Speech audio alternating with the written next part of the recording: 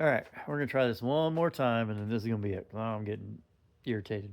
Really, really regretting my decision about picking a Google Pixel instead of my sticking with the newer Samsung. But anyway, update video on the next upgrade for Windy here. So, what we're going to be focusing on is electricity.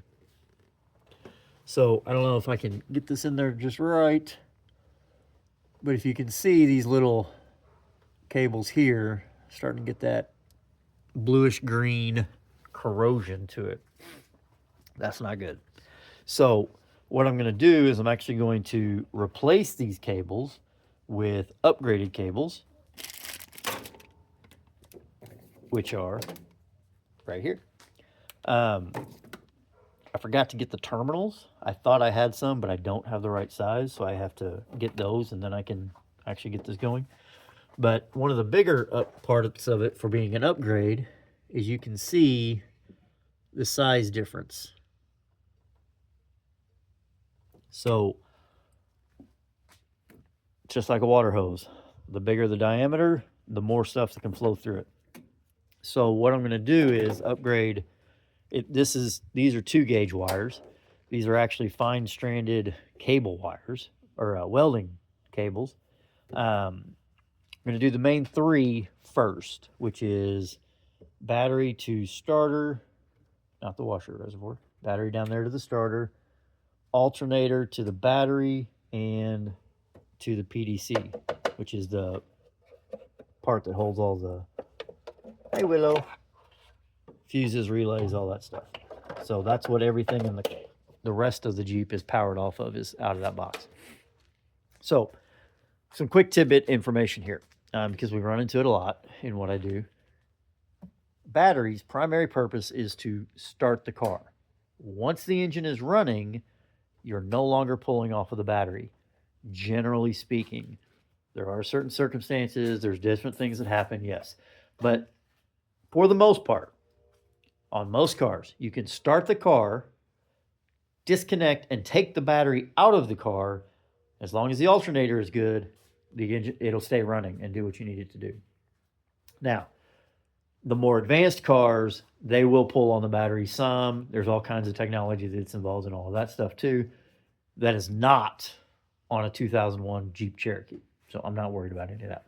So again, main purpose is upgrade battery cables to allow better flow of electricity to all of the electronic components, specifically the computers, the engine control module, all of that stuff.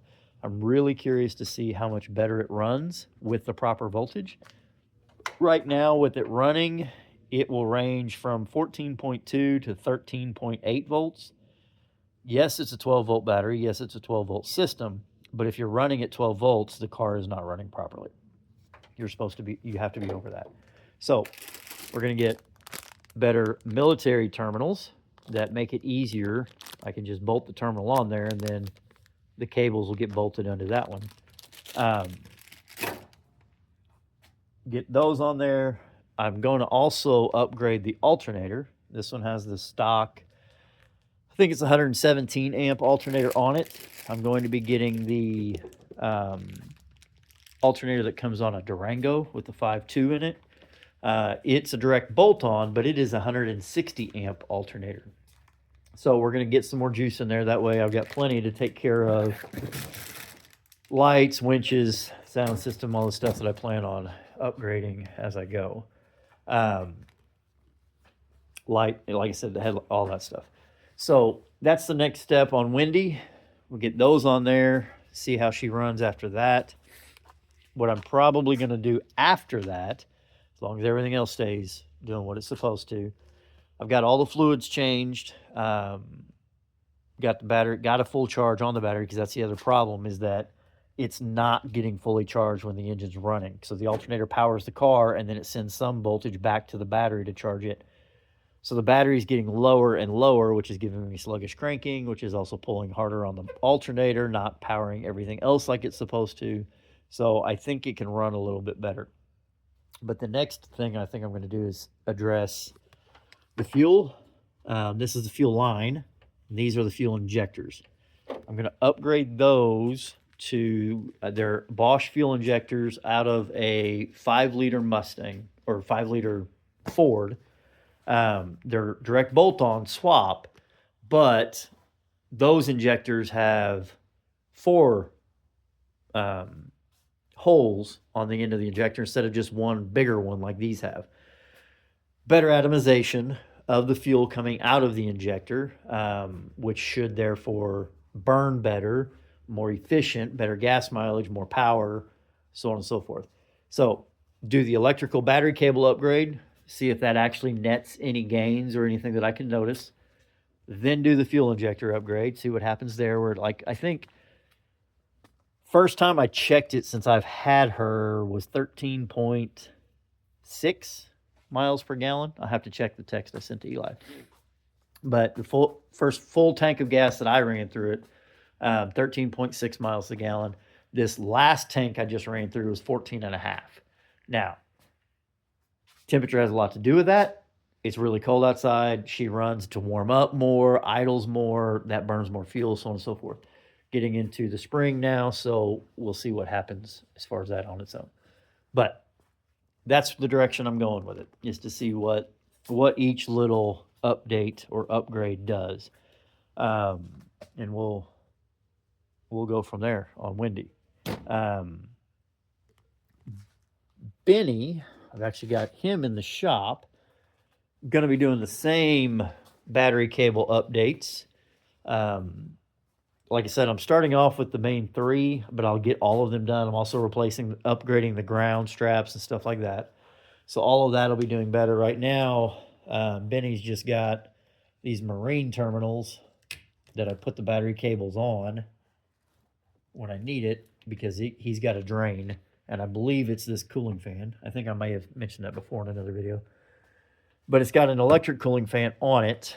Taking that off and replacing that with a mechanical clutch fan, which is actually off a direct replacement for a Ford 4-liter V6. It should thread onto the water pump, get rid of the electrical fan. That way I have a direct mechanical function. And then hopefully that stops the drain on the battery. I can leave all this stuff hooked up. I don't have to hook it up, take it off, hook it up, take it off, hook it up, take it off, and go from there. Now, I am looking for a parts Grand Cherokee, because obviously this, with Benny being primarily a trail rig, he's gonna get some rash and stuff. But as you can see, he's kind of already beat up a little bit. Door gap not quite to spec, so I'd like to get all of that fixed just to trash it again. That's just what we do. But the other reason is there's some things off of a Grand Cherokee that I can use to upgrade Wendy to make her more comfortable. One of the things being the seats. I can take the seats out of one of these, bolt them into that thing, and work. I can't do it with this one though, because these are power seats. Wendy does not have power seats. The other thing that supposedly you can do is take the steering wheel out of a Grand Cherokee, which is nicer and thicker, and put that in a regular Cherokee.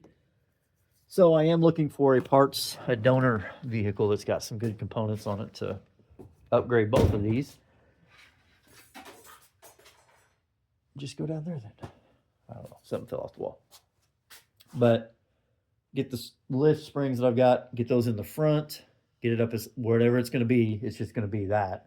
And then I'll get the rear to match, and then start working little by little on getting this thing ready for some fun this summer. But that's where we're at on the Jeep couple.